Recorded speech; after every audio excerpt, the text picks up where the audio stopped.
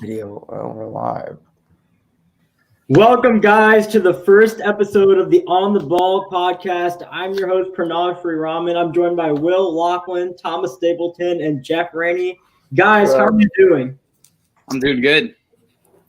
I'm doing great. I'm ready to get this podcast started. This is going to be awesome. Dude, I'm Same, man.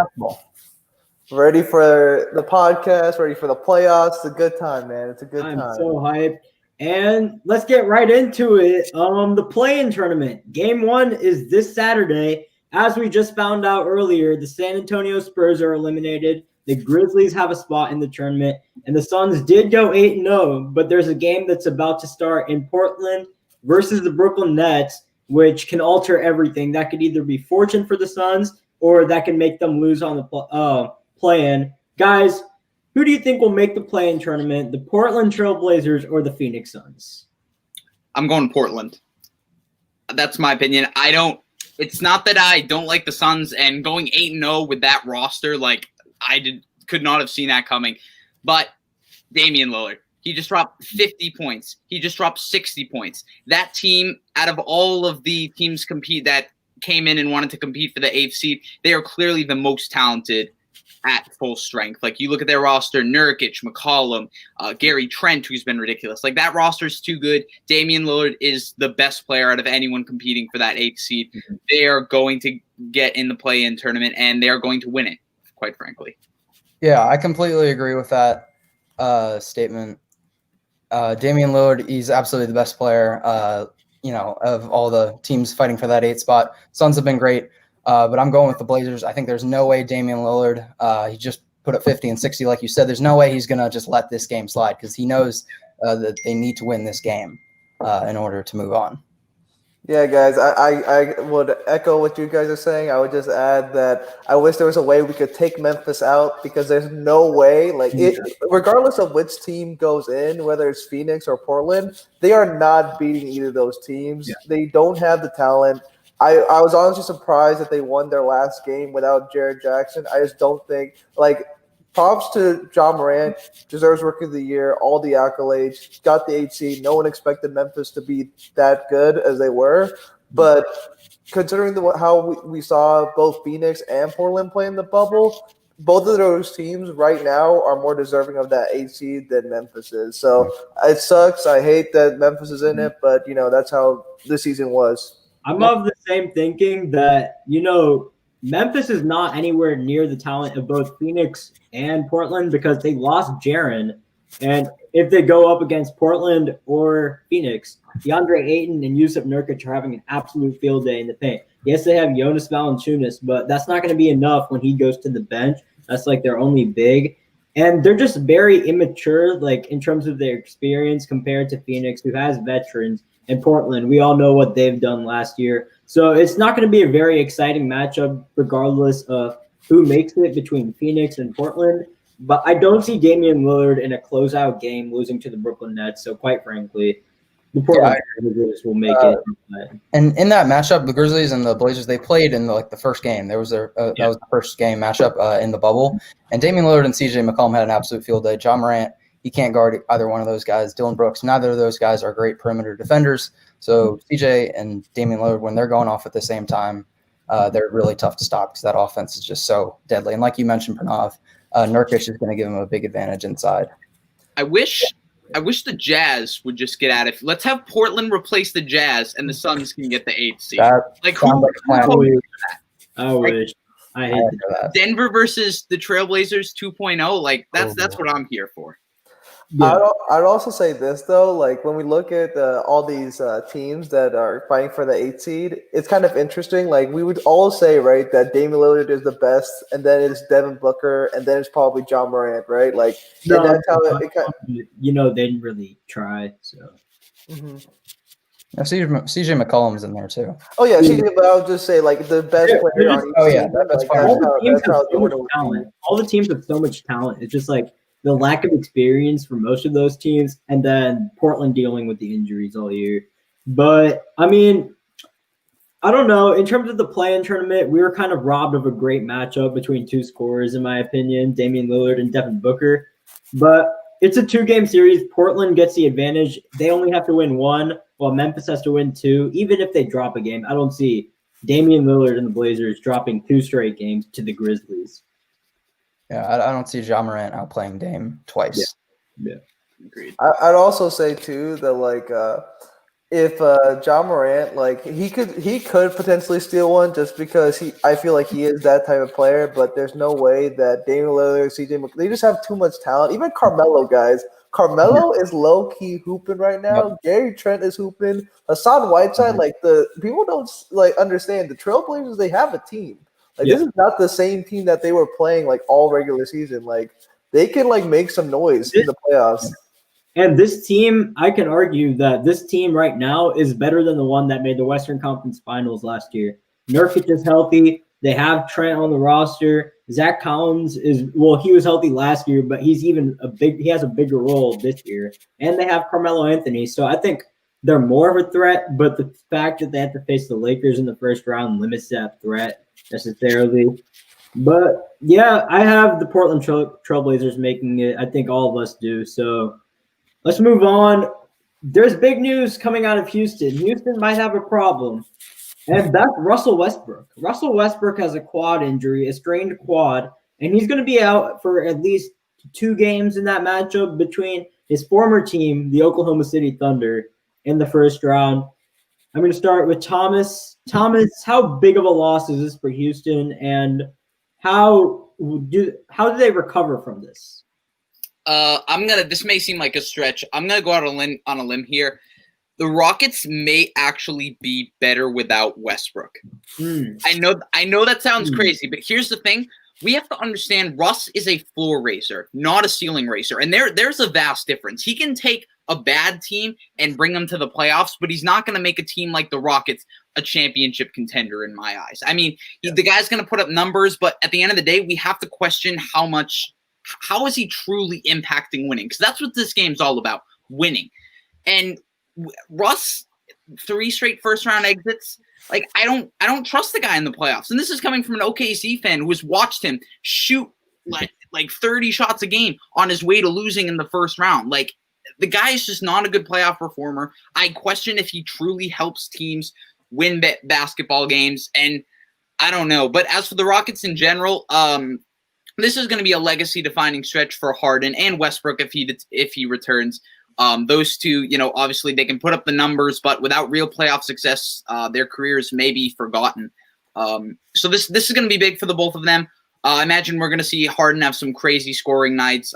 It's just going to come down to, can they hit their 3-point shots and can they play defense? We know they're going to shoot a lot of those threes, but we don't want them missing 27 straight again. And that defense it's shaky. It's questionable. So yeah, the Rockets, I've never been a believer in them, but as much as I think they actually might be better without Westbrook, I still don't believe in them. I definitely don't think they're better without Westbrook. I hear your point, and I think Westbrook is not as big of a loss as maybe some people would think. His numbers obviously have been excellent. He's an all-star point guard.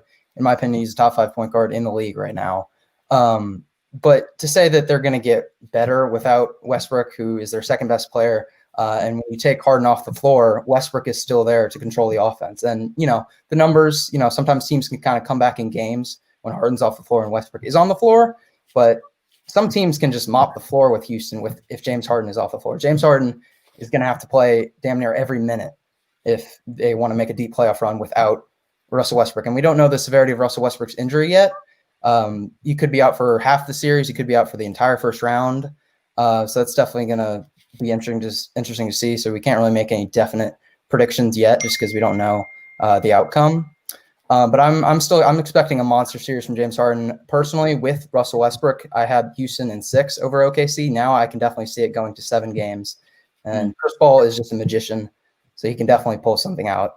And he's going to be motivated, because he got traded for Russell Westbrook. Russell Westbrook got traded for him, and James Harden, he's going to be anxious to go against his former teammate. Yeah, well, what I was going to say, right, 2 things. First, let me respond to the ludicrous statement that somehow Russell Westbrook is just a floor raiser and doesn't elevate a team. That is just ludicrous in my opinion, especially in this system. Anyone that's watched the Houston Rockets play this year understands that the reason why they made the moves that they did, moving Capella, was because of Russell Westbrook. They bet the farm that not only does the system work, but a guy like Russell Westbrook can elevate this Houston team to the next level. And the reason for that is Westbrook is not a great shooter. Yeah, we all know that. He's not a great shooter. But what has he been doing in the last few games? He's been taking smarter shots. If you see him, he's either hitting his shots near the rim or he's taking uncontested threes, right? Those are the two things that he's doing right now. And because of that, because there's no big that's opposing the opposing team defense, he's able to get easy layups against perimeter guards. So I just don't think that saying that Russell Westbrook, that loss, like, it doesn't mean anything. I think that's ludicrous. I think that he does a lot for this Houston Rockets team. Also, before I get into it, I'm going to let you and Thomas and Jeff hash it out because I know Thomas has a lot to say right now. But Jeff, conclude your point. No, and I was also going to say, right, is that I think OKC is a very underrated team. We talk about, Westbrook coming back to OKC. Well, what about Chris Paul returning back to Houston, right? Like, I think that there's a lot of anger there. There's a lot of, like, animosity against James Harden for basically choosing a younger guy, thinking that Chris Paul was washed and couldn't lead him. I think this is a great series to prove, like, Chris Paul versus James Harden, who can lead their team to the promised land. And I don't think that not having Russell Westbrook there, it just hurts. Like like Will said, James Harden has to like ball out. If he doesn't like go and drop like 40 points a game, like I don't think it's gonna mean anything. I think like OKC is gonna take it. The only reason that Russell Westbrook has been going off in these games is because Harden is getting the double and the triple teams, and without Capella, Russ can just attack the basket. But if you actually look at their records, Houston's not getting any better. Russell's putting up these big time stats, but it's not resulting in any wins for them. The team is just better when Harden is the main guy. He is now the main guy. No Russell Westbrook, and while Russell Westbrook definitely adds like a fear factor, like Justin in the comments said, in terms of his impact on winning basketball games, it's not very high, especially when you compare him to the guys that, he gets compared to. Damian Lillard, Chris Paul, like those guys seriously impact their teams winning basketball games. Russell Westbrook doesn't.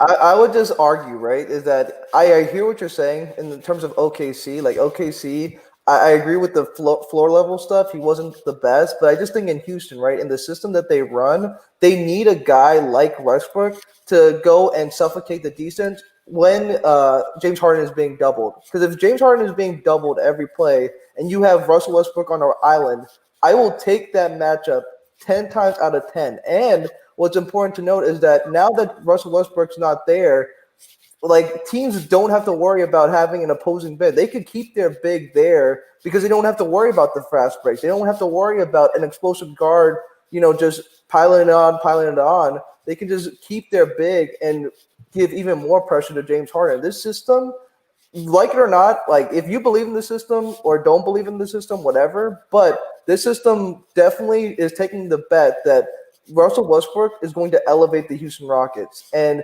to say that he's not elevating the Houston Rockets, to me, like then you're just not seeing the system. Like that's what they're betting on. So I'm gonna attest to both of your points here. Thomas, you have a point. Russell Westbrook is not the most effective player at all. He's only very effective where he's in a 5-out system in Houston where he has all the ball handling capabilities, which leads the other star to suffer. I think we've seen like stats which show that Harden is not – his cold streak wasn't necessarily because he sucked.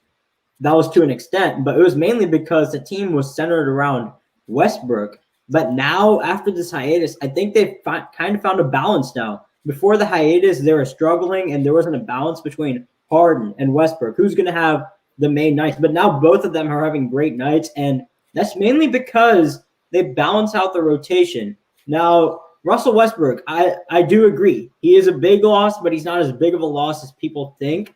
And he is even a bigger loss in this situation because of their matchup. They're playing the Oklahoma City Thunder. Russell Westbrook knows their weaknesses inside and out. Steven Adams in the paint. I think Russell Westbrook would dominate that matchup.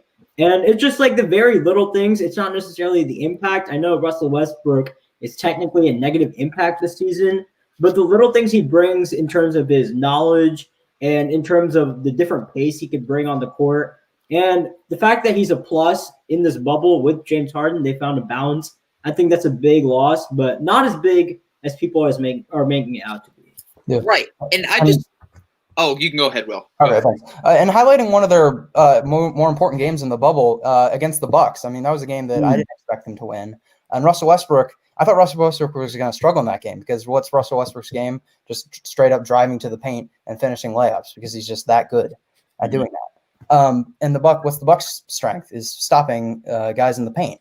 You know, they absolutely pack the paint and force it out to 3-point shooters. And so, but Westbrook ended up having an efficient 30 points in that game, and Harden, wasn't hitting all of his shots. And so, when you take away a guy like Westbrook who can take over a game and give you up to 30 points and still dish out the ball to shooters, which is their philosophy, and Harden's going to have to go off. He's going to have to go off, or else OKC is going to have a really good shot to win this series. Another thing I want to bring up, like everyone keeps talking about the system. The system was brought in by Mike D'Antoni, but let's not kid ourselves. When was the last time Mike D'Antoni has had serious playoff success? You could say he never has had a series. He's never been to the finals. Has he made the NBA Finals? He's never been to the finals. His most success came 2 years ago when he lost to Golden State in 7 following a 27 straight 3 meltdown. Right. That's true, but that's as close as he's been. He's still never made the finals. I still don't fully trust him as a coach. I just don't really believe in that system. I agree with you, Thomas, but here's the thing. I just think if they went all in on the system, I think that's if you're Mike D'Antoni and you truly believe that this is a way to a championship, I think this loss to Russell Westbrook is huge because the system relies on him and James Harden to play amazing basketball. I think the loss to Russell Westbrook, who's going to replace that role? Not Eric Gordon. I don't really think PJ Tucker. They don't have that other guy that can create his own shot like Russell Westbrook, aside from James Harden, obviously. I mean, Austin Rivers gives you another 40 piece. Yeah, I'll take that. I will not trust my playoff hopes on Austin Rivers. No. I am not going to. That's an anomaly. I'm not going to hold my God. And we have a question. I know it wasn't up on the slate of topics, but Hawks right now have a higher odd than the Knicks in terms of draft position and have shown interest in LaMelo Ball.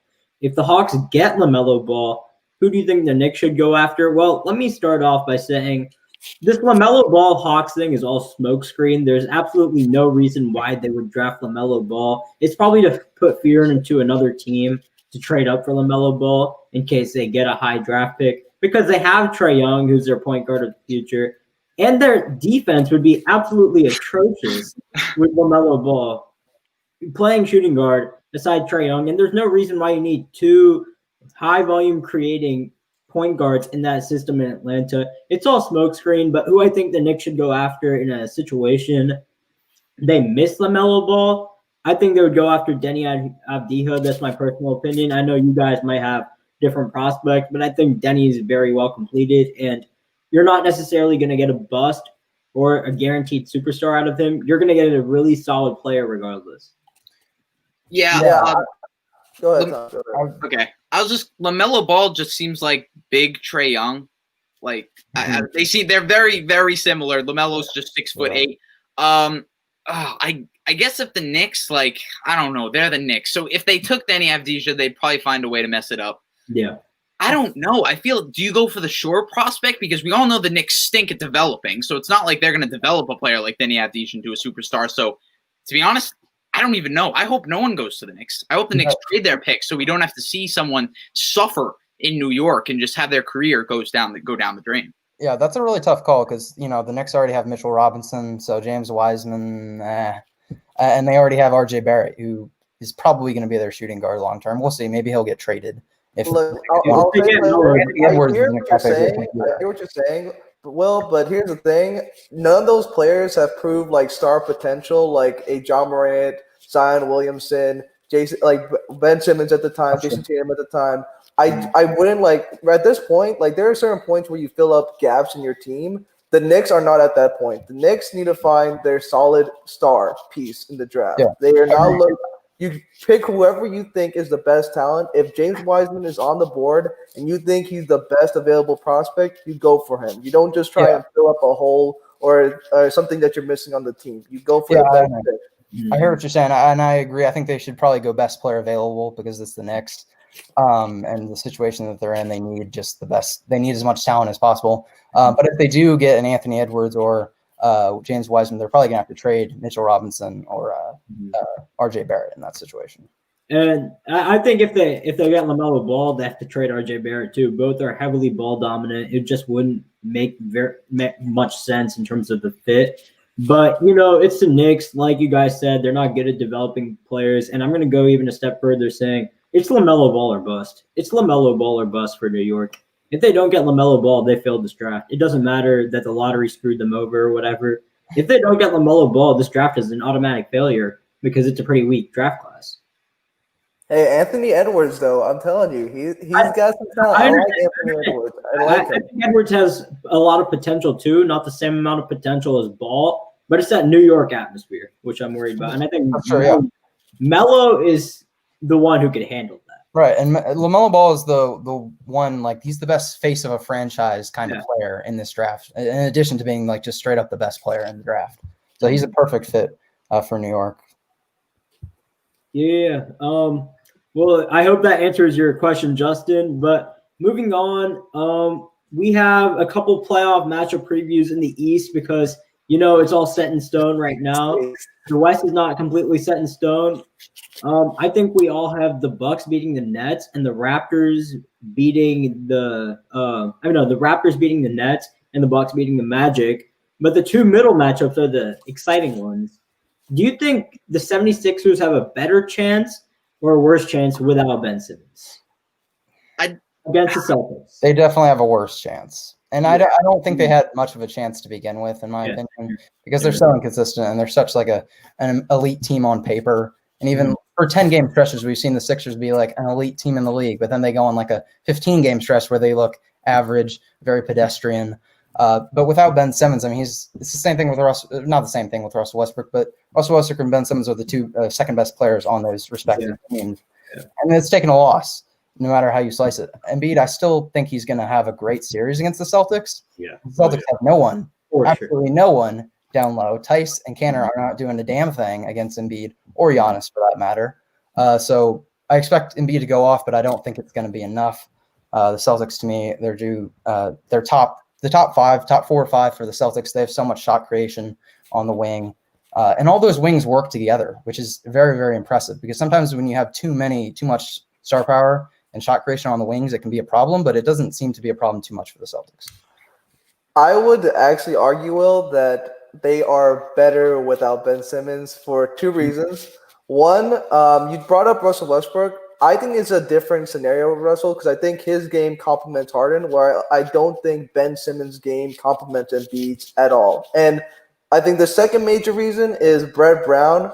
We've all talked about Brett Brown not being a great coach and everything, but I think one of the worst attributes he has is maximizing the talent. He is terrible at maximizing the talent that he has, especially with Ben Simmons and Joel Embiid. I don't think he knows how to, like, with the rotations and with the talent, I don't think he knows how to maximize both those players while they're on the court.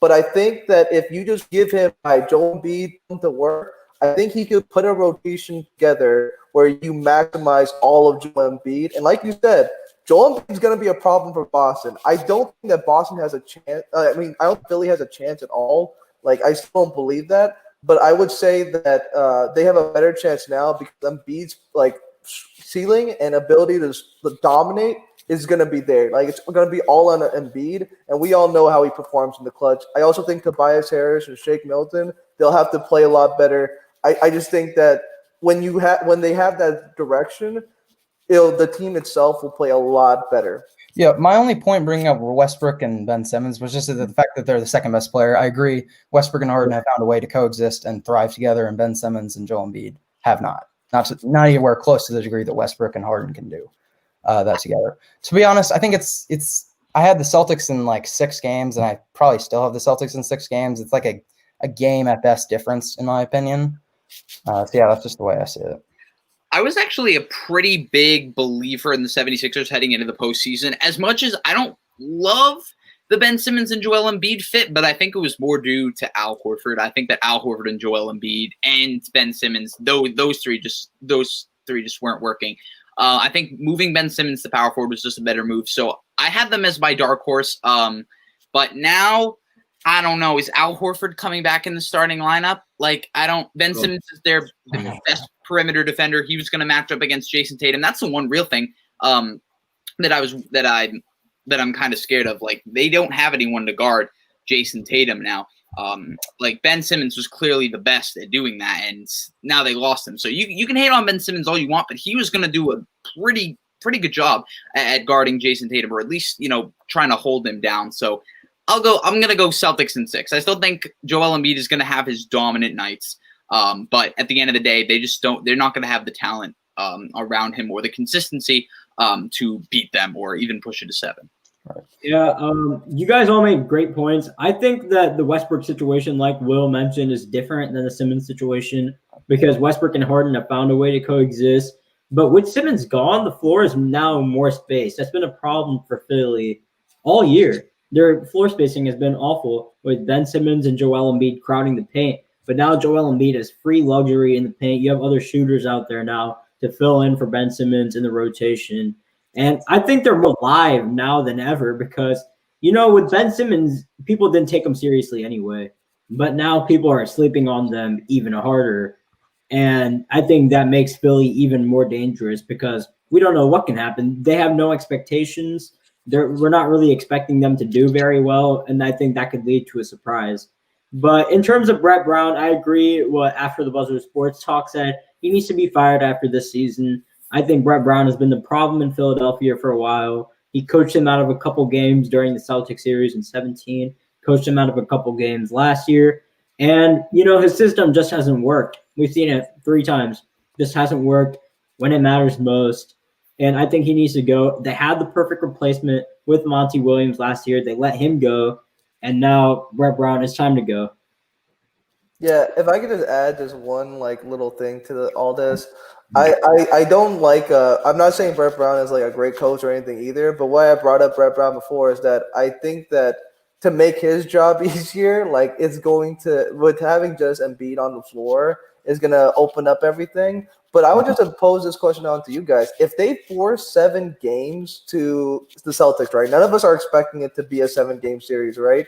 If they play well, right, with Embiid, do you now consider trading Ben Simmons? Is that a question? Or if they even beat the Celtics, right? Because no one would have expected that. Do you now consider, hey, our team is obviously playing better now without Simmons. Do we still keep him? Do we try to make this work? Or is it time to just focus all your attention on Embiid? Well, I think the fact that, they don't have Simmons in this playoff run and the fact that Brett Brown is a horrible coach, I think that combined that gives Ben Simmons and Joel Embiid another year. But in terms of the fit, I think it's never going to work out until Ben Simmons gets a perimeter shot, and that's never going to happen. So I think you move on from Ben Simmons. I know Will has a different argument. He likes Ben Simmons more than Joel Embiid on this team, but because of the injury history, and I get it, but Joel Embiid is one of the best big men in basketball. When he's on, he's absolutely dominant, imposing, and he's more portable. He can fit into any given system, while Simmons needs a system created around him, and he's not like Giannis, where he's physically imposing to do that. And let's not act like at the same time, Ben Simmons has had injury problems. Where is he now? He's out with injury. He had a big foot injury a couple years ago. I want to say he was out last year for a stretch too. We have 3 weeks this year too. Yeah, he missed 3 weeks this year too. Yeah, Ben Simmons is definitely not an Iron Man, and I hear what you guys are saying, and I definitely agree that if the Sixers surprise and if they get to the second round and even challenge the Eastern Conference Final somehow, that you definitely have to consider moving on from Ben Simmons. As much as a Ben Simmons guy, I'm a huge Ben Simmons guy, and I still believe that I would take Ben Simmons over Joel Embiid to build with the future for the Sixers. But at the end of the day, you have to go with the guy that's working. And if Joel Embiid proves me wrong and Brett Brown is actually a good coach, because Ben Simmons and Joel Embiid aren't on the floor somehow. Like if Brett Brown somehow surprises us, then well, I don't care what happens. They can make the finals. Brett Brown has got to go. He has had too much time. They almost All beat their the success will be through Embiid. They almost beat the NBA champions last year, the Toronto Raptors. They almost beat them, and I still believe Brett Brown should have been fired after it. Yeah, no, I agree. I mean, if they were to win the finals, like win the finals, but that's not happening. Let's not live in a fantasy Brown would have now. Not with Brett Brown as your head coach. That ain't happening. Let's not play. Let's not do that. Greg Popovich's brain would have to get transplanted into Brett Brown's head for the Sixers to win the finals. That's how that has to happen. Mm-hmm. And speaking of Greg Popovich and the San Antonio Spurs, their playoff streak of 22 straight years has come to an end. I think all great things officially come to an end, and it was coming. It was coming. Their team was way too young. Poor coaching decisions from Popovich earlier in the year, which is rare in terms of playing the young guys, developing them, might have ultimately cost this. But Greg Popovich, in my opinion, is the greatest coach of all time. Due to his success, he gets a pass, and I don't think they would have made the 8th seed anyway. Guys, what are your thoughts on San Antonio Spurs? I will give him props. I think that he realized that his young guys were talented, and that's why they started getting more minutes in these. But he should have made that adjustment earlier. These guys are talented. Lonnie Walker, Keldon Johnson, like DeJounte Murray. Those guys are all talented. Those guys can all give you they can provide scoring, they can provide defense, and they provide energy for a team that is they're very veteran filled and they play like slow and there's not a lot of defense. Like those guys were providing energy. Those guys were pushing the pace. And I think he should have made that adjustment earlier in the year. If we as fans can recognize that he should be playing those guys, then why can't he? Yeah, I think Pops, this is right next to now playing Tim Duncan in the final minute of the Heat series, Game 6. Yeah. That's right next to one of his biggest missteps this season. I think that definitely doing those adjustments would have been better for the Spurs. But I'll say this though, I only have love for the Spurs in this bubble. They had every reason to quit and not try in the bubble. They could have got a higher draft pick, but that team, Lonnie Walker, DeMar DeRozan, they just put it on every night. They gave it everything they could. They lost to teams that were clearly better than them. There's no shame in that. And the fact that they even were in the conversation until today to make the 8th seed, considering where they were, and they don't even have LaMarcus Aldridge, guys. They don't even have one of their best players. I gotta give it to Pop. Only Pop could make it a conversation, to keep his 22-year streak in the playoffs. So only respect for there. Yeah, I agree. They definitely deserve some credit for getting as close as they did, because I believe they have a above 500 record in the bubble, 5-3, 6-2. Whatever their record is very impressive. And like you mentioned, they lost to the teams in the close games that they should have lost to, and they definitely beat the teams that they were on the same level with or even clearly better than. I think the future is definitely bright because they definitely have some building pieces. DeJounte Murray is going to be a really, really good defender in this league. Lonnie Walker can fill it up scoring-wise, and so they definitely have some building block pieces. And with Greg Popovich, you're always going to have a chance to be in playoff contention. So I definitely like the future of the Spurs. Yeah, Greg Popovich as a coach has very few flaws, and one of them is not trusting young talent enough. He's always reluctant. He wants to stick with his guys or more veteran leadership, but I don't think he realized this year that he has nothing to lose. He's trolling. He's trolling in the comments. He's trolling in the comments. But I don't think he realized this year that in terms of developing the young talent, he had nothing to lose. But he got the message before the bubble, and he said the main goal of going into this bubble is developing young talent, and they did exactly that. They got great experience. This was almost like a playoff atmosphere for them because every game was a do or die game. So it was a great experience. Credit to Pop for realizing, but I think the flaw with the San Antonio Spurs is they didn't realize it quick enough. And in terms of, they also didn't have Tim Duncan and LaMarcus Aldridge. Tim Duncan was helping LaMarcus Aldridge recover as an assistant coach. But yeah, the Spurs just had they had the talent to make it, but ultimately it didn't fall in line for them. I don't think they had the talent to make it, to be honest. I don't think that they're better than Phoenix. I don't think they're better than Portland. I don't think they would have beaten those teams in the play-in. but they had a chance had they developed them all season that it wouldn't have even come to a plan. I just don't think. I think that you got to give Pop a lot of credit, though, man. I don't think that if their talent, right? I think the Pelicans have more talent than the Spurs, straight up. I think the Pelicans have more talent. I think the Suns have more talent. I think the Trailblazers have more talent, straight up. And considering that, they were still in the conversation. They did a lot better than the Pelicans, right? So I gotta give props to where props is due. Like Pops, like this is the biggest argument versus tanking versus like trying in games. Like people always say, "Oh, tank. If you're gonna lose anyway, if you're not gonna make it, what's the point, right?" And I love the fact that Pop realized, okay, even if we don't make it, this is good experience for these young guys. Like, don't just lose games because then you keep on in that system of just, oh, we're losing. That's what I feel like organizations like the Pelicans do. They just are so used to losing, they just don't try when they actually have a chance to win. So my opinion right now, tanking. I think Pop caught on before anyone that tanking in the NBA is non-existent, especially after what we saw last year in terms of New Orleans and Memphis getting the top 2 picks. But guys, we have major news. Our app is out. Make sure you go download the app. We have all our content in there. We have the previous podcast episodes that will be uploaded on the app after this show is over. We have articles. I know Will writes great articles. Jeff writes great articles.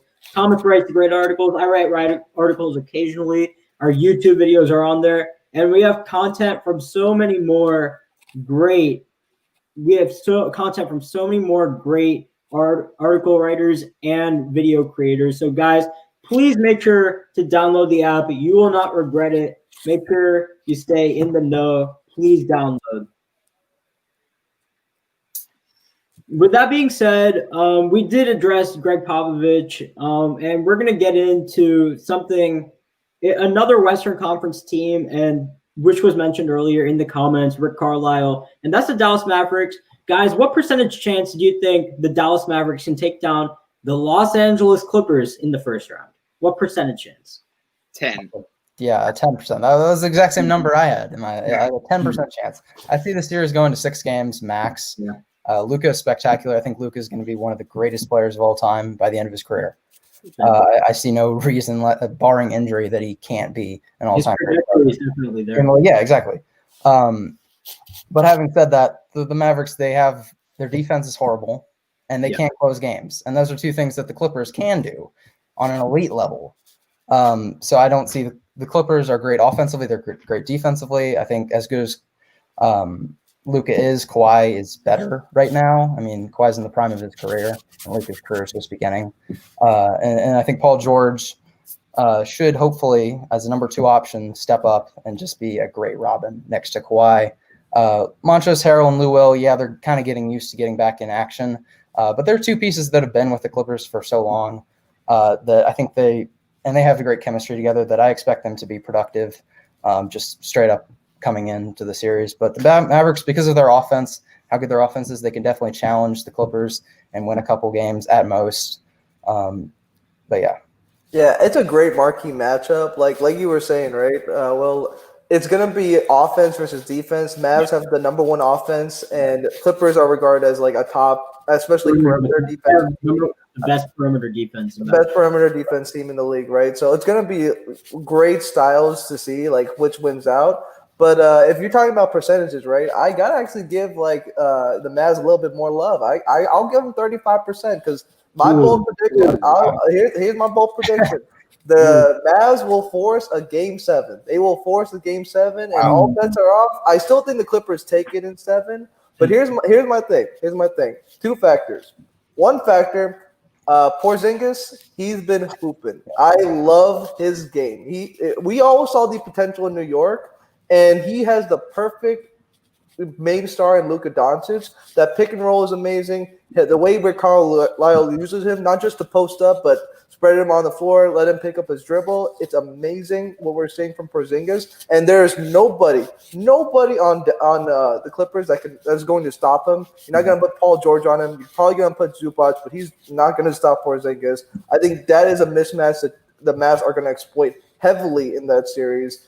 And I also think my second reason, Playoff P, man. I do not trust Paul George in the playoffs. He has a Pranav curse for blocking me. Shout out Paul Oh, George. boy. Blocking me on Instagram. You're cursed. I'm telling you, hey, the curse is real, man, because I am telling you, I do not trust Paul George in the playoffs. I've seen him, come up small multiple times. I still think Kawhi's going to carry it and, get it Game 7. But, again, it's a Game 7, so you never know. So I'll give it 30. I'll give it 35%.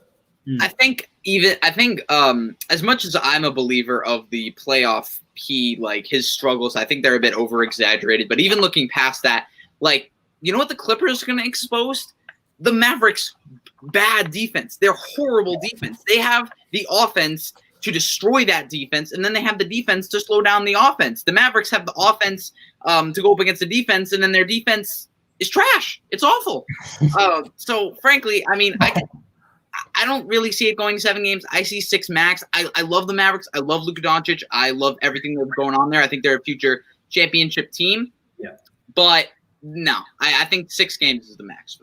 Yeah, I believe every game in the series will be down to the wire. But what we've seen from the Mavericks throughout this bubble is they cannot close a game to save their lives. Exactly. They've sold so many games. They've just thrown away so many games. The game against the Rockets, which went to overtime, they sold that game. They just threw it away. Fouling James Harden up 3, you'd much rather have him brick the final shot, or if he makes it, live with it. It goes to overtime, but you don't make the poor IQ decision. Instead, they foul him, and he gets to tie the game through your mistake. So they've sold so many games inside this bubble. I'm just not confident in terms of their closing abilities. I'm confident in Luka Doncic and Kristaps Porzingis, but their supporting cast is very suspect. Seth Curry missing clutch free throws. Your last name's Curry. You got to hit those free throws. It just unexcusable, and I think that's why the Clippers will take this in 5 or 6 games. But if I have to give a percentage chance to the Mavericks, it'd be a very short 20%, maybe. Maybe that's giving them too much love. I'm not gonna give 10-15. too much love like Jeff did. Give them almost 40%. Here's what I'll say, right? First of all, you brought up the supporting cast.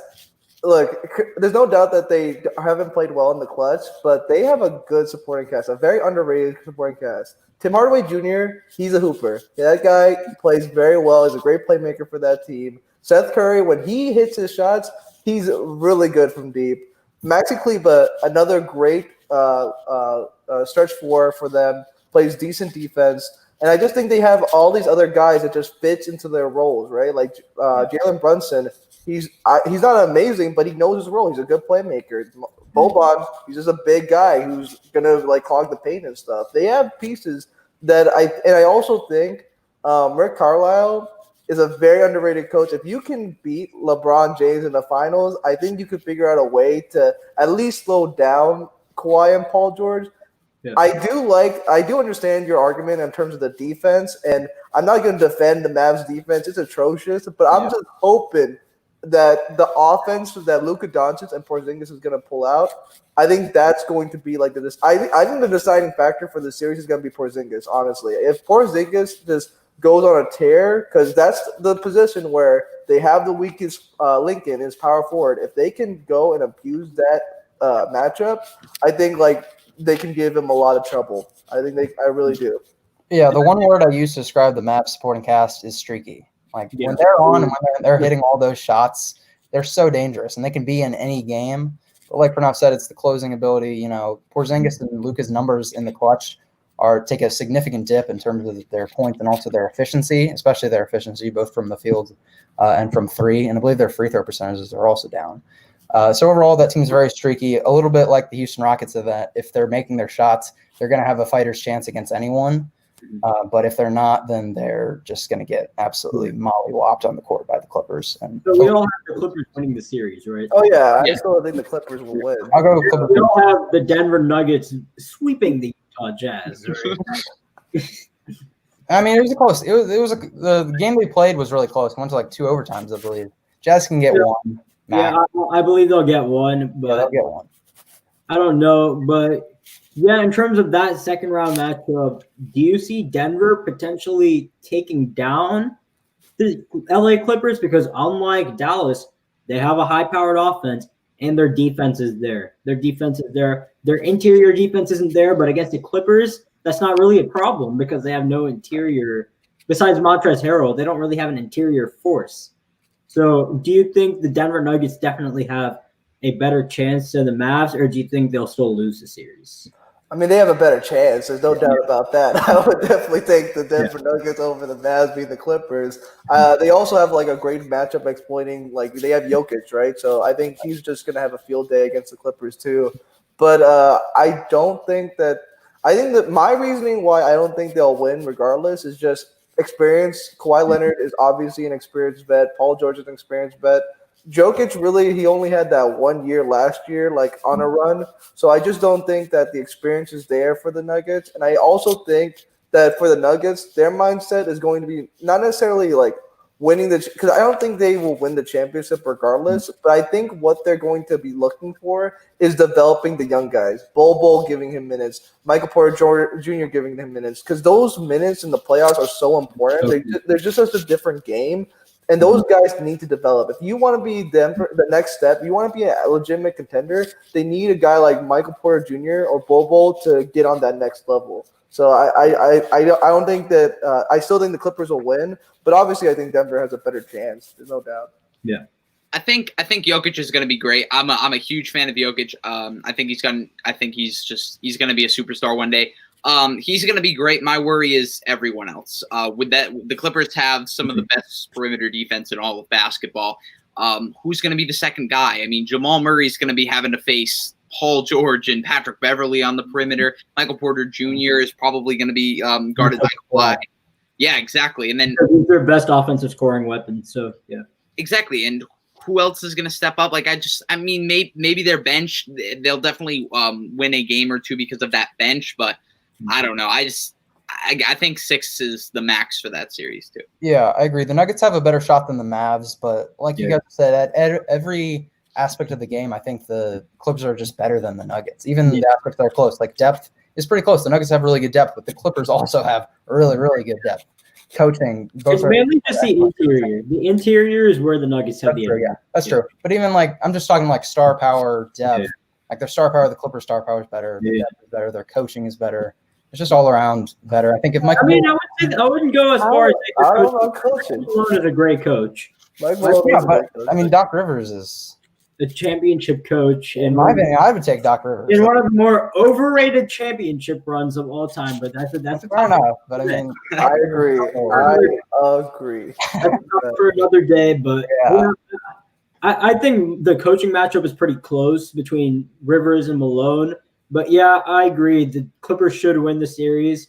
They're not playing Denver in Denver. So if they were playing Denver in Denver with that home court advantage, I would probably give Denver a 40% chance. That goes down to 10%. So that goes down to 30% just because their lack of experience in terms of Michael Porter Jr., Bol, their depth pieces, and the fact that the Clippers basically beat them in every category of basketball besides interior scoring.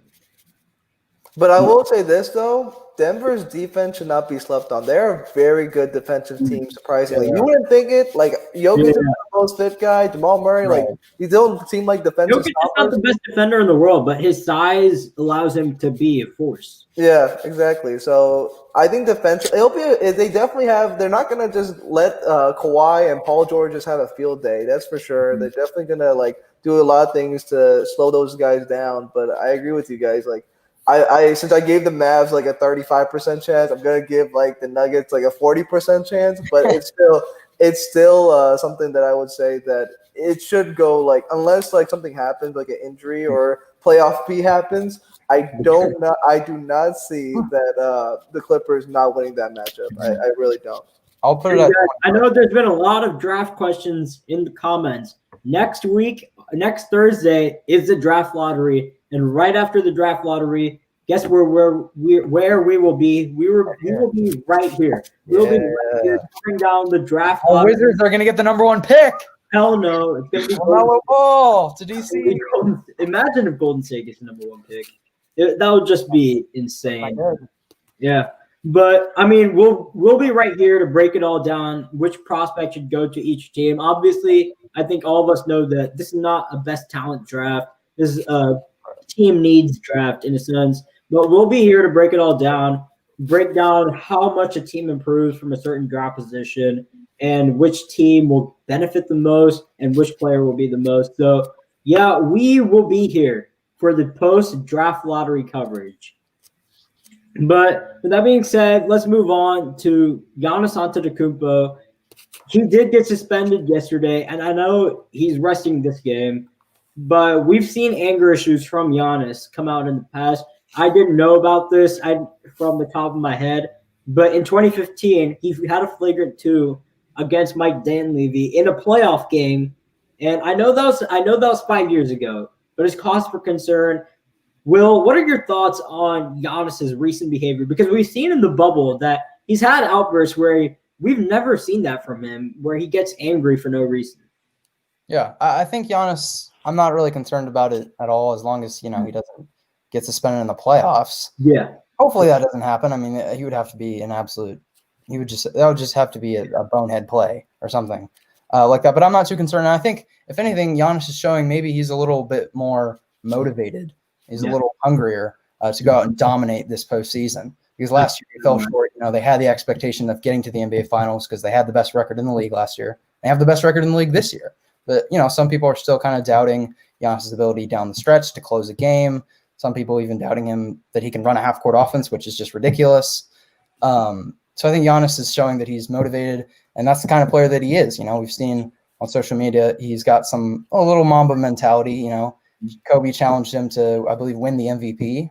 And he went out and won the MVP. He won the MVP the next year. He won the MVP. So he's got a chip on his shoulder, and I'm expecting a big postseason from Giannis. And I'm expecting the Bucks to get to the NBA Finals. And speaking of Kobe, RIP the great Kobe Bryant, but Kobe did tweet after Giannis won the MVP. He tweeted, "Great work, up next, championship."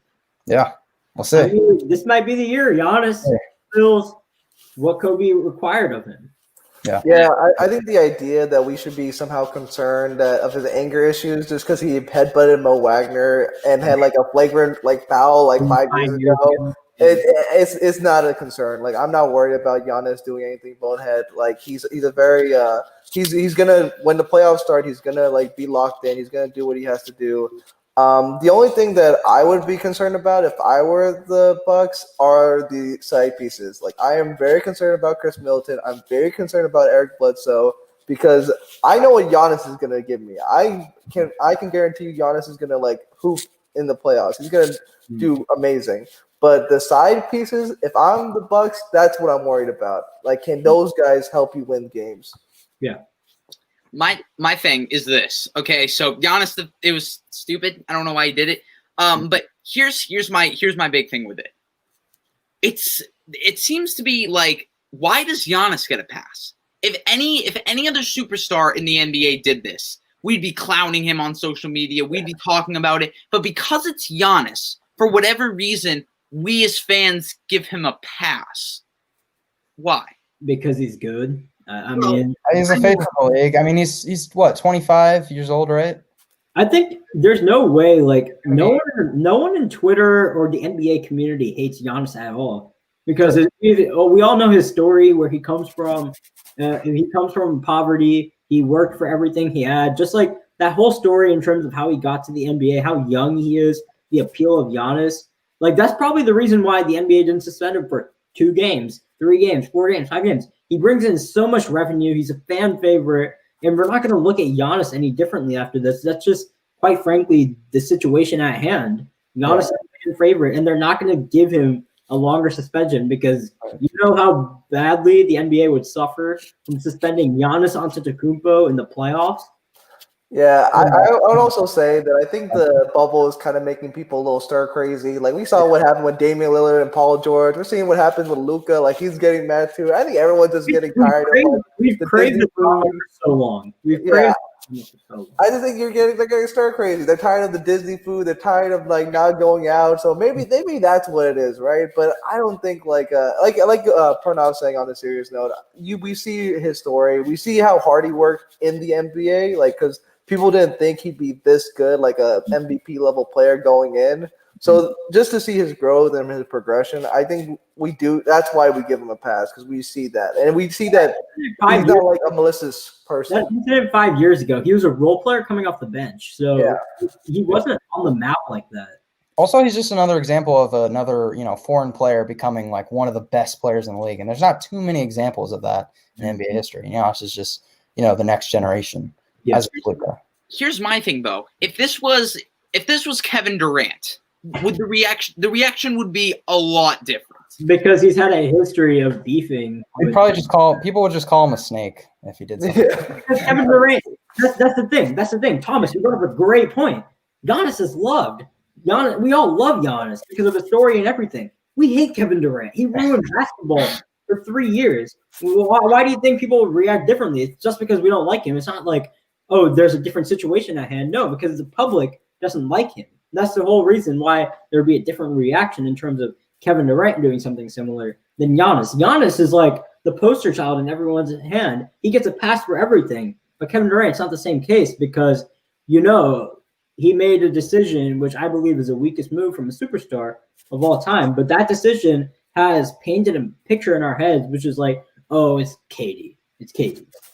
And I definitely think, too, like, if Giannis were to leave Milwaukee, like, the reaction from the fans and stuff like that, especially if he went to, like, a big market like New York or Miami, like, it would be totally different. Like, we would totally change our opinion like that, It's not going to be the same as Durant and LeBron. Yeah. It won't be because we're used to it, but I still think the public will be mad. You will see Giannis jerseys being burned, 100%. Like, and especially because, and I do think like they have the templates for it. Like they definitely told him how not to do it, but people will still. He's the only reason we care about the Bucks. Yeah, they're just people who burning his jersey are just going to be salty Bucks fans. I mean, I have a Giannis Bucks jersey.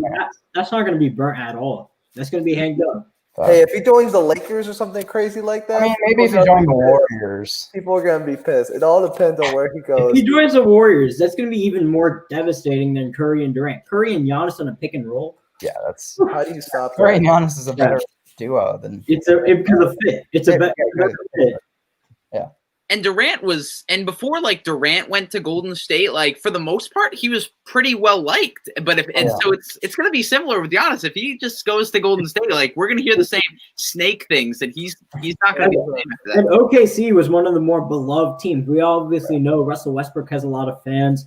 They're one of the more bandwagon teams. I know I'm an OKC fan. They were like the sweethearts of the NBA for multiple years, having James Harden, that young core. They were supposed to be the dynasty that Golden State had. They were supposed to be that team, but they never met those expectations. And then Steph Curry happened. That's what happened. Yeah, and the fact that Durant left, it made all the fans in the NBA mad.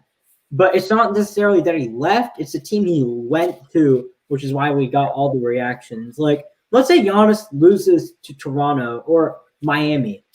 That's going to be a different reaction than when if he goes to Golden State. Because he never lost to Golden State. Right. That's going to be a different situation altogether. What if Giannis lost to the Heat and then went to Miami?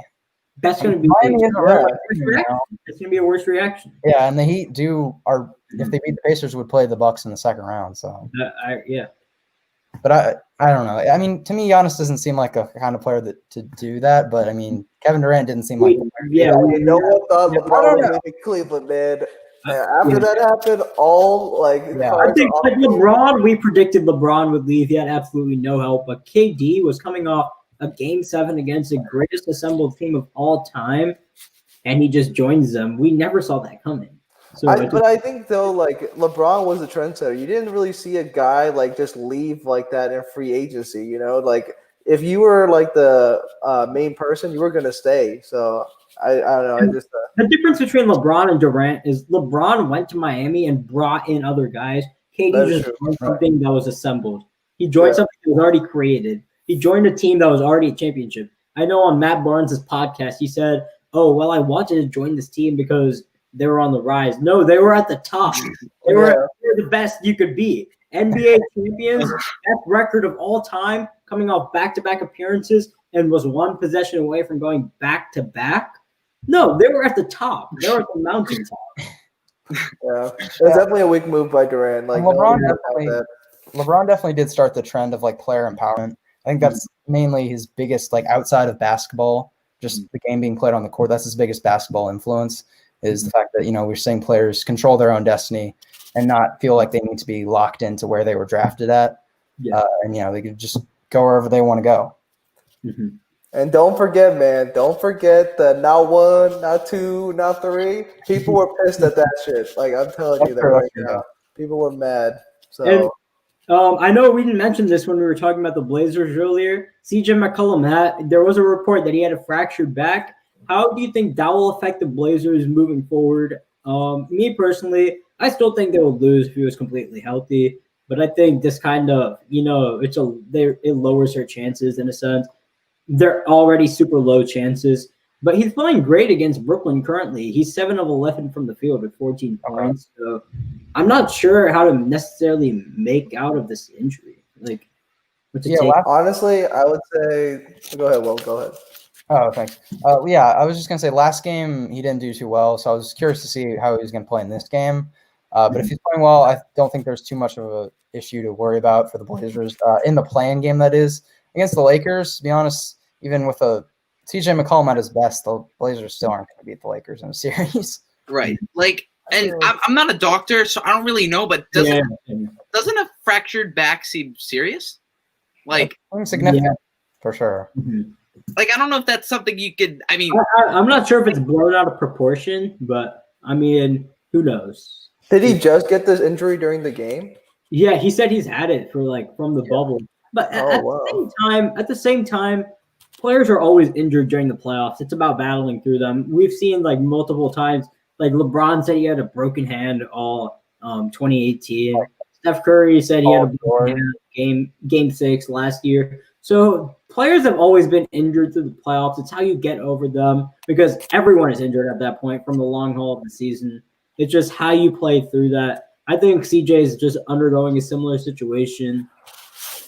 But I will say this though, Pranav. I think that the Lakers are praying that it causes him to miss 2 games because the biggest weakness, and we all know this, that the Lakers have is their perimeter defense, and not having CJ, it will put a lot of pressure on Damian Lillard to just, and he's been killing it. He's been doing great. Yeah. But I don't think that Nurkic will have a great game. I don't think Whiteside will have great games because I think the centers and the forwards that Lakers have with Dwight Howard, McGee, and Anthony Davis, I think they're going to neutralize them, and that's going to be a matchup nightmare for – not a nightmare, but it'll be an advantage for the Lakers. So I really think that if there's a team that has a fighting chance against the Lakers that's a lower seed, it would definitely be Portland with their backcourt because that backcourt, it could go against anybody.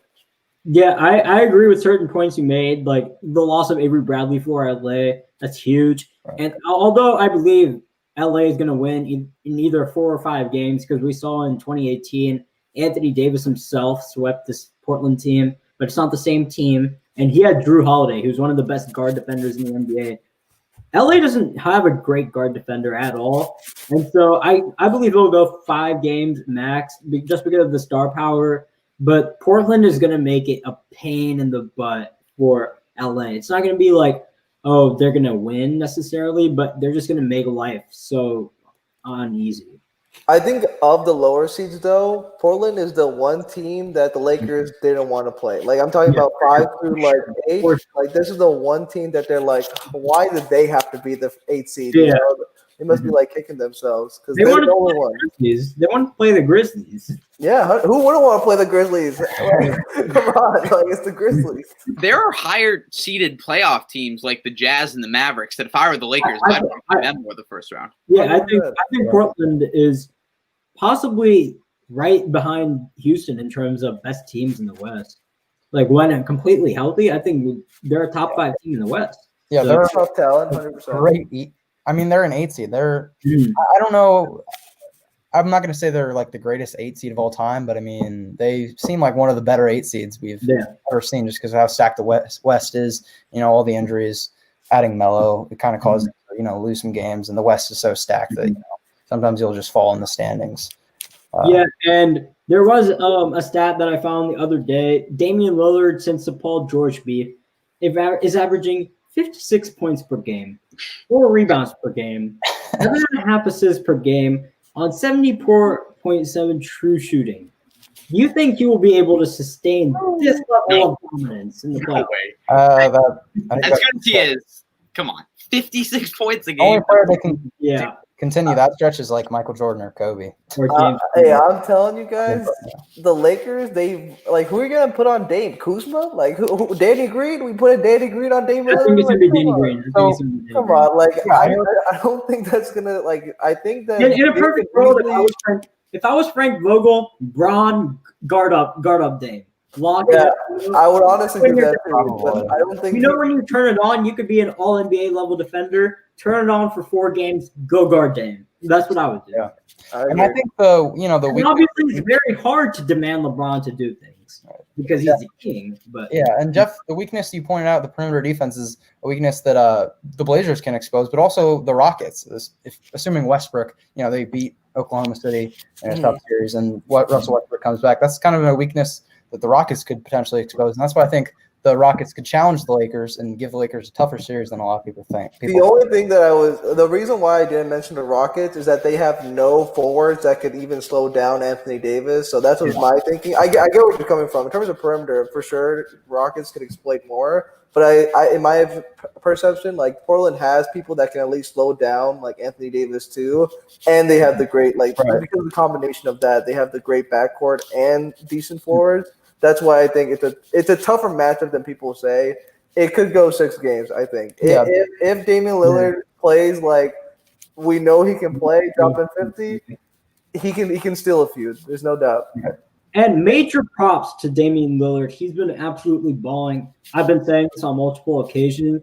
But Twitter, NBA community, he's not the best guard in the NBA. No. Please stop. After 2 games where he was guarded by Trey Burke, Luka Doncic, and if I'm not mistaken, Shake Milton, that doesn't put him ahead of James Harden or Steph Curry.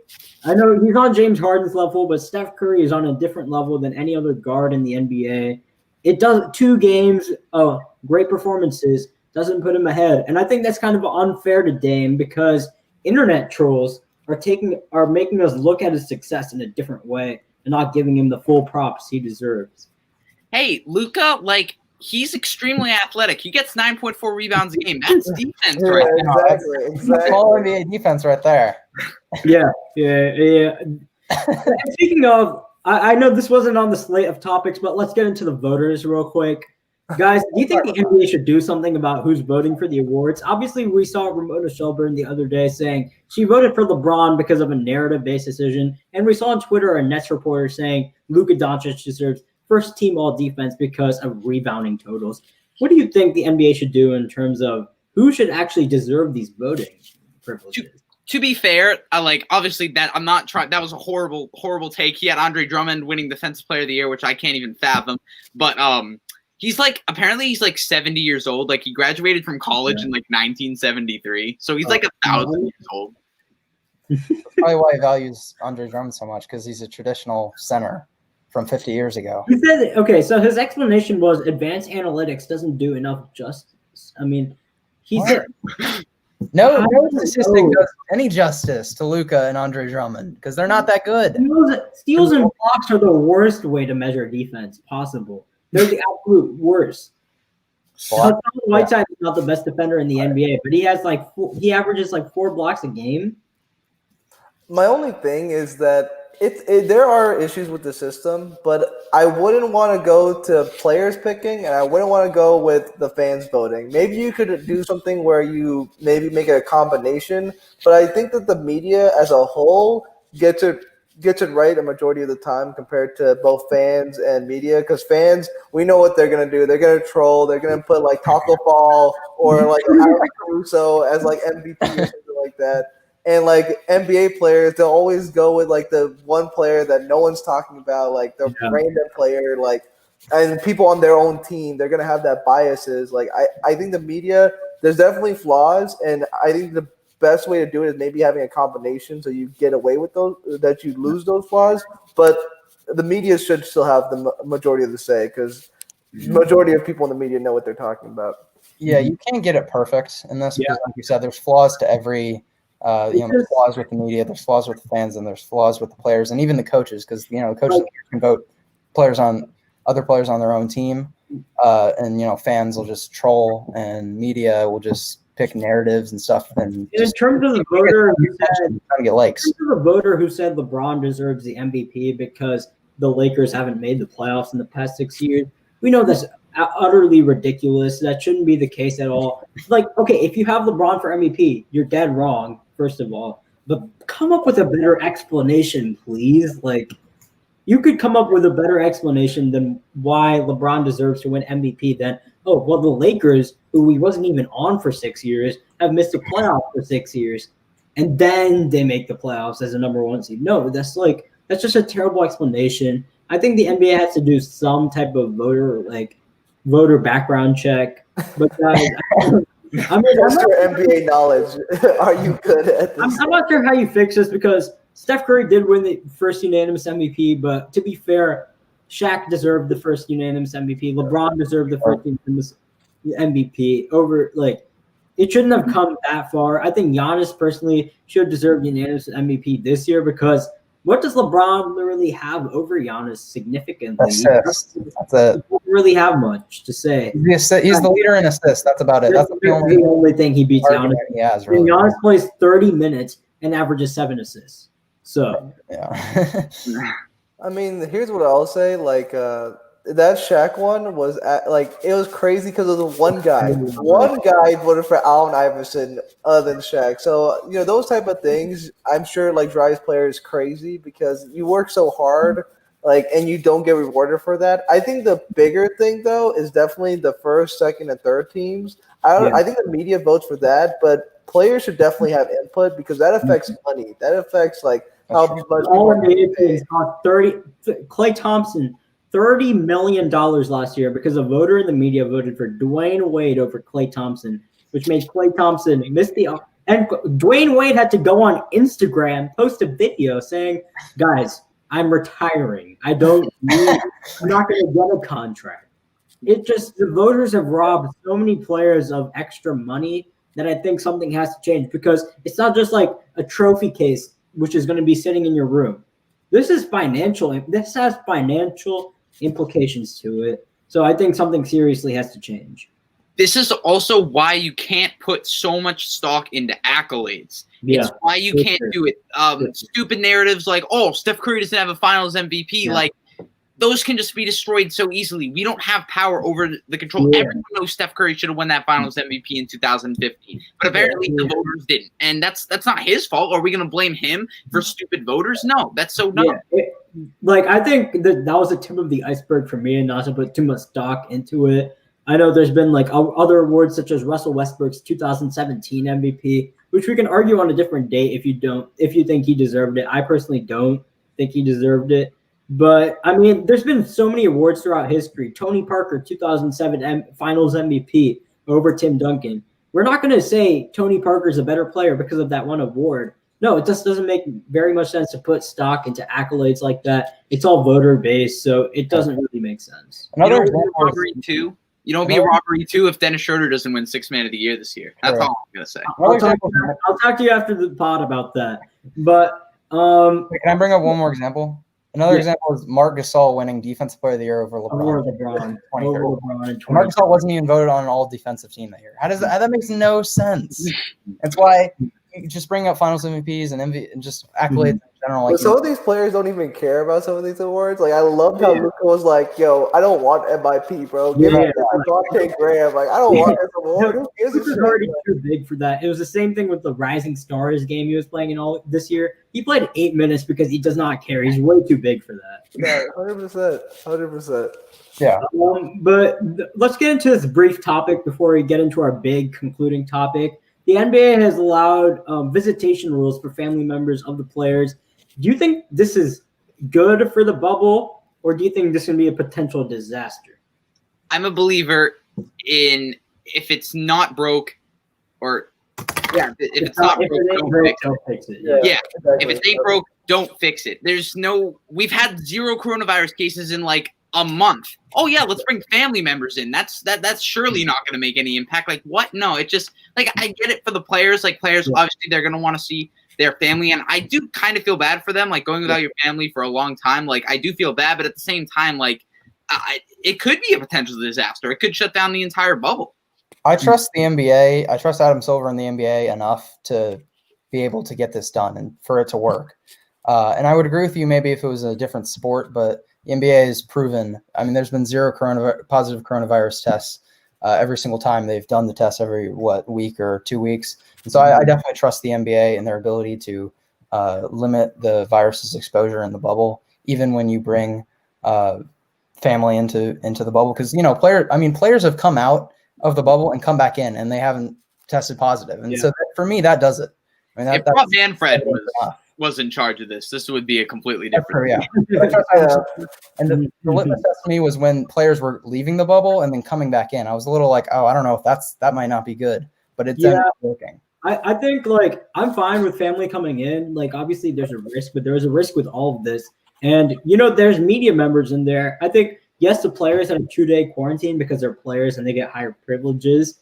I think the family members should undergo the same quarantine the media members did. Instead of 2 days, 14 days of quarantine, and then you get to go around the campus. Because I think that's the only way you prevent it from bursting. Yeah, I agree with you guys completely. Like we see in the WNBA as well. Like a lot of WNBA players, they have their kids with them. Like they keep their kids in the bubble and stuff like that. And they had 0 positive cases either. Like it could happen, but you just have to follow the proper protocol. And from what I've seen, like the NBA with the 0 cases, they have shown that they're very strict on the protocol, and they're going to make sure that this bubble is not going to burst. They spend $1 billion on this bubble. They're not going to like go and like risk it for anything. So I think they know what they're doing. I just think it was kind of dumb what they said about like there needs to be a long relationship with these things or whatever. Like they said that we need records of like this person being a significant person in your life or something like that. Yeah, so in terms of that, like I know, like I get the point they're making. You can't just call up an IG model to go. Like I get it, but at the same time, it's kind of unfair. Like you can't really put a year-based plan in terms of this. I mean, I get where they're coming from, but it seems very unlikely. You could just say, "Hey, you cannot come into the bubble because you haven't met the certain requirement we're meeting."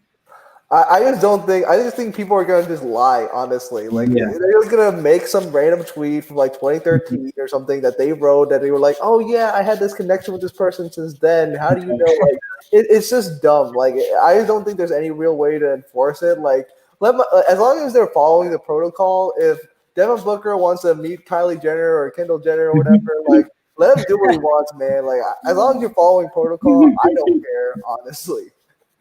But yeah, with that being said, let's get into our last topic of the show. The LA Lakers, per usual, guys, they had a horrendous record inside the bubble. And they were just absolutely atrocious in terms of consistency, offensive production, defense. I mean, one of the few games they won was against Denver Nuggets bench warmers, and they lost to the Sacramento Kings today, playing all their starters. Guys, are you significantly concerned about the Lakers, or is this just all LeBron James going into the playoffs? He doesn't care about the regular season. Not concerned at all. I think it's exactly what you just said. We saw when LeBron, he locked it in against the Pacers. He put up 31, 8, and 7 on 13 of 24 from the field. I think this is just, they've got the 1 seed. It's locked up. They don't really have a reason to try. Just rest your guys, get them in a kind of a groove so they're ready for the playoffs. But I don't really think they put too much stock into these games. I think playoff LeBron James is going to be at a different level. I don't think he frankly cares. I don't think Anthony Davis cares. I don't think this entire Lakers organization really cares. They're just like, let's prepare for the playoffs. That's not what they're saying in postgame, but who knows? It might just be a smokescreen. Exactly. Yeah. Like I don't like. There's just no reason. I'm not putting much stock into these games. Like Kyle Kuzma hitting game winners. Like I'm not. That's not what I'm planning for the playoffs. I'll get into that when I talk. But Jeff, go on. If I were to like say like a scale 1 to 10, 10 being like super like concerned, 1 being not concerned at all, I would say I'm like I want to say I'm with Tom here. Like I'm kind of at like a 4, maybe a 5. Like I'm not that concerned, but the only things I am concerned about, I'm not concerned about LeBron and AD because I do think those guys don't care. But I was really looking this like bubble to see like how the other guys were doing, and quite frankly, I haven't really been impressed. Like Danny Green has not been playing well. He hasn't been hitting his shots. Alex Caruso, Kyle Kuzma, they all have been very inconsistent. And some of the bright spots, right, like Dwight Howard, JaVale McGee, they haven't been playing as well as they've been. Anything from Dwight Howard, and he was the third best player on this team all year until. Yeah. So, like, the other guys, I'm just counting the YouTube vlogs from JaVale McGee. I haven't heard anything from him on the court. Like, what has he done? Yeah. Shout out to JaVale. Shout out to JaVale McGee. I will say this, though. I will, like, it all depends on how they play Portland. Because to me, that's what I was going to touch on. If they go and play Portland and they sweep them, then like fine. No. Like I then my concerns are completely gone because that would be a team that I would personally think they would have a tough time with. And if they're able to sweep, then I wouldn't be as concerned. But if they struggle with Portland, then at the end of the day, they're a championship contending team. So you got to worry about the Clippers. And if they're struggling with Portland, I am very concerned that how they will handle the Clippers. Yeah, to me, it's not a coincidence that they were 2-1 before they clinched the 1 seed, and then after they clinched that 1 seed, they were 1-4 since then. And if we remember back to when LeBron was in Cleveland, nearly every year, all 4 of those years, he was in Cleveland for his second time in Cleveland. There was a narrative before the playoffs of LeBron's team's not shooting well, LeBron's not playing very well, the Cavs are falling apart, they have no chance to win the East, yada yada yada. And then LeBron goes out, and the Cavs, the role players look fine. LeBron absolutely dominates. So I don't really put too much stock into this. The only concern I have is their three-point shooting, the inconsistency with their three-point shooting. Can Danny Green, hit perimeter shots? KCP, can their bench step up? Caruso and Kuzma. Can Kuzma be the third scorer because he's their best option as a third scorer? Despite his inconsistencies, he's actually been relatively consistent for Kyle Kuzma standards in this bubble. So props to him, game winner, but I mean, it really doesn't matter. And Dom's favorite player, Kyle 100% getting a stop on you, Kyle Kuzma. In terms of Kyle Kuzma, I don't see him sustaining this great play against the Nuggets bench warmer where he hit a 3 to beat PJ Dozier and Mason Plumlee. I don't see that happening at all. I know I've said this multiple times in our group chat and in terms of coming on the Right Way podcast. I am not a believer in Kyle Kuzma at all. I think he's a glorified role player who's getting too much hype because, he's a part-time fashion model, dyed hair. He's in the LA market. He's young. I mean, this guy is not what he says he is in terms of basketball skills. He said he would take a shot against Jesus Christ if he was open. Kevin Durant to go on Twitter saying Jesus would lock him up. And he's absolutely right. Like, Kyle Kuzma is just getting way too full of himself for hitting a buzzer beater to beat PJ Dozier. I mean, come on. He's not going to sustain this level of play. If he does, he proved me wrong. I'm still going to bash on him because that's what I do. But, I need to see it from Kyle Kuzma when it actually in meaningful performances. And in terms of my concerns with the Lakers, I have zero concerns right now. Earlier this year, the Atlanta Hawks went like 4-0 to start the season or something like that, and the Lakers lost opening day. And there's always this hype about the Lakers. Oh, my God, they lost. It's the end of the world. The Clippers have a pretty bad record inside the bubble, right? We don't hear anything about them because there's a different narrative in terms of the Lakers. Sure. People like to over-exaggerate about the Lakers. You know why? It's the Lakers. Yeah, it goes both ways, though. The Lakers, they'll get a lot of praise, and they'll also get a lot of hate, depending on what happens with them. But yeah, I agree. Kyle Kuzma, to me, I've always said this about Kyle Kuzma. He should not be their third star because a star player is a player who's not just going to catch and shoot. Malik just commented. Speaking of cruise control, after that game winner, some IG model posted on her Instagram saying cruise control, and Kyle Kuzma commented on that post. I think a curse is about to happen with Kyle Kuzma. We'll see. But yeah, I think Kyle Kuzma's role is not creating his own offense at all. That should absolutely not be what he's doing on the Lakers. He should just be catching and shooting from LeBron, and hopefully he can knock down some of those shots. I think we've all realized that the Pelicans wanted Kyle Kuzma so desperately in that AD trade, they're like cheering right now that they Yeah. win that trade because he was the worst piece looking back on it. Like, I know Lonzo Ball struggled inside the bubble, but he's definitely better than Kyle Kuzma. His ceiling is much higher. There's no doubt about it. Yeah. He's better right now. Josh Hart. I mean, people got Brandon Ingram. Josh Hart is better than Kyle Kuzma. People don't realize that. Josh Hart does everything better on the court than Kyle Kuzma, besides maybe shot creating. Look, I'll say this about Kyle Kuzma. I'm not going to defend him. I don't think he's like an amazing player or anything. But if you want like a guy that can create your own shot aside from LeBron and AD, he's that guy. I think he has that potential. And one thing that you said, Will, that was very interesting. You said that we made that narrative about LeBron in the East. But this is the Western Conference. That's why I didn't put it at like a 1 or a 2 because we all knew LeBron till we all knew Boston. Like LeBron just owned every single one of those like teams. They made like that was his home basically. Like Eastern Conference king, no doubt. But in the West, I've yet to see. I've yet to see him dominate the same way. So all I know is LeBron. Every time people are like, "Oh, I haven't seen this from LeBron. We haven't seen LeBron do anything in the West," and he gets the 1 seed in the West. I can't doubt LeBron. I can't. You know who I actually? Oh, you can go ahead, Pranav. I wouldn't have significant concerns until I see the Blazers series. If it goes to 6, maybe we can open up the room for concern. But right now, it's a regular season. They clinched the 1 seed. I don't think he really cares. Playoff LeBron, playoff mode activated, like he said last year. But, I mean, yeah, it's a different LeBron in the playoffs. It's a whole different ball game. Thomas, what do you have to say?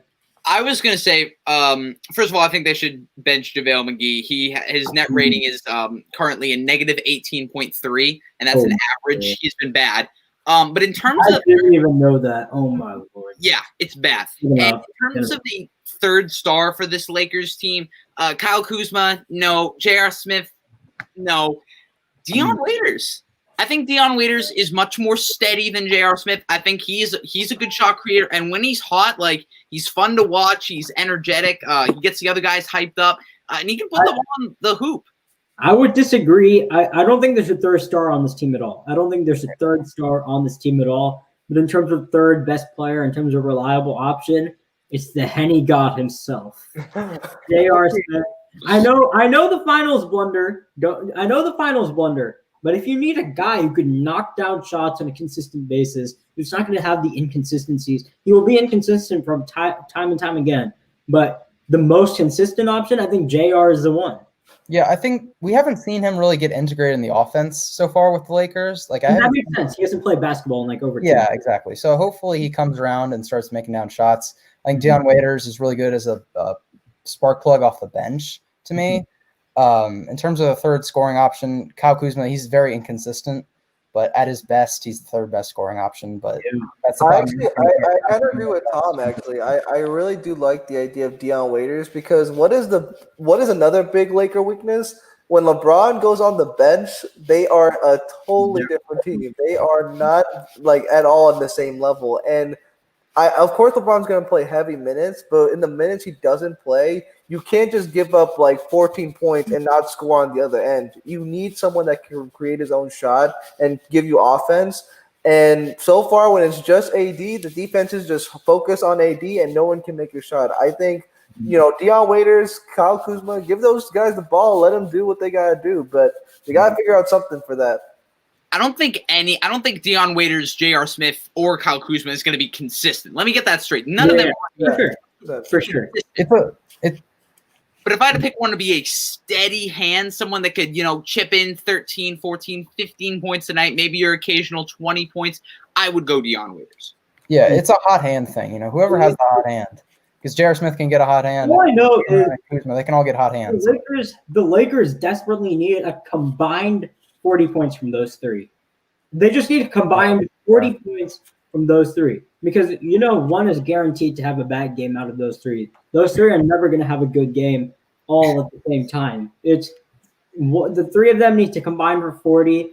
That in that situation, one would have a bad game and two would have a good game. But it doesn't matter who are the players that have good games and bad game. 40 is the target mark. Yeah, I would agree with that. But yeah, are you guys concerned about AD in the fourth? Because that's another big narrative that's going on. I'm not, because LeBron, I think, LeBron's the closer in the fourth. yeah. I think AD's presence really helps. I'm not Yeah. too concerned because in the fourth, LeBron hasn't made ball handling priorities. But yeah, I'm not too concerned about AD in the fourth. It's a little bit of it's a little concerning, but I think in the playoffs we'll see he'll get a fair share of scoring load in the fourth quarter, along with LeBron James. And at the same time, like even if Davis is off, like offensively, like he's still going to be a forceful rim protector. He's still going to grab rebounds. Like he provides other impact. Yeah. He's an impactful player no matter what. I agree with that. Like honestly, like the biggest like thing that made me like kind of sigh for LeBron is when they like for like support with LeBron is the first game against the Clippers. Because I think of all the bubble games, that's the only one that kind of mattered because it was trying to show who's the best team, like who's gonna like impose the will. And I think that winning that game like kind of shows, okay, we may be rusty, but we're still like LA team. We're still the better LA team. Like we still can beat you guys. Like I think that was the only thing that and LeBron was able to show in the fourth quarter that he can still carry his team. So. Right. Yeah, and I think we pretty much covered the Lakers topic. And in terms of live coverage, the Portland Trailblazers and the Brooklyn Nets game is a 6-point differential at halftime. I'm really hoping Portland pulls this out because, one, we want an exciting team facing up against LA. We want an exciting team. I think it's so funny how throughout this entire segment, all of us have basically said, oh, the Portland series for LA. Because we automatically assume they're going to make it. Yeah, we'll see. I mean, they should beat the Nets. Like, it's the Nets spot. Like, I'm hoping they pull it out, but there's always going to be the casual trash-talking narratives on Instagram and Twitter about Damian Lillard after this game. One day, people could say, oh, he's better than Steph Curry. And if he loses to the Nets, they're going to be like, oh, he's a choker. Oh, my God. Right. Terrible. Like, one day. Game. One day he's better than Steph Curry, and the other day he's worse than Russell Westbrook. Like, it makes absolutely no sense. The truth is, he's in the middle. It's social media. People just want to follow a trend and bash on a player for absolutely no reason. I won't think any differently. I don't think any of us would think differently in terms of Dame's greatness if he doesn't make it or if he loses to the Lakers, because they were never supposed to be here. I mean, that's a situation at hand. So I don't think any of us, just like the Curry Finals MVP, I don't think any of us will think of Dame differently if he loses out. But I think that covers everything we talked about. We'll await the results of this Portland game. Next episode, the play-in tournaments will conclude, and we'll enter right into the playoffs. And, stay tuned for that. Next episode will be a playoff preview episode, and the episode after that will be a draft lottery coverage. Guys, this was really fun, a really great debut episode. Thanks for joining us, and so long. Peace. See you guys. It was.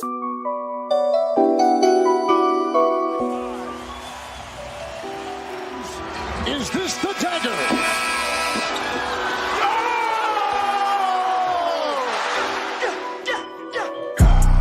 Hermes Link.